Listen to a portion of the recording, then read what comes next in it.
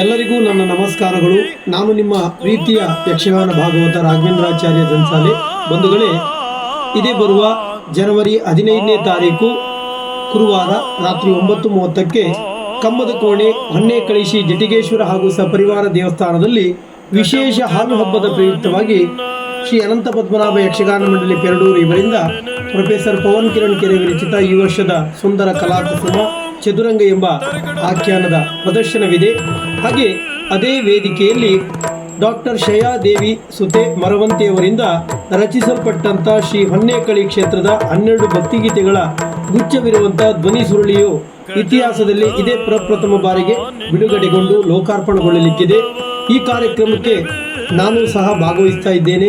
ತಾವೆಲ್ಲ ಈ ಕಾರ್ಯಕ್ರಮದಲ್ಲಿ ಪಾಲ್ಗೊಂಡು ಕಾರ್ಯಕ್ರಮ ಯಶಸ್ವಿಯಾಗುವಲ್ಲಿ ತಾವೆಲ್ಲ ಸಹಕರಿಸಬೇಕೆಂಬುದಾಗಿ ಕಾರ್ಯಕ್ರಮದ ಆಯೋಜಕರ ಪರವಾಗಿ ತಮ್ಮಲ್ಲಿ ವಿನಂತಿಯನ್ನು ಮಾಡಿಕೊಡ್ತಾ ಇದ್ದೇನೆ. ವಂದನೆಗಳು.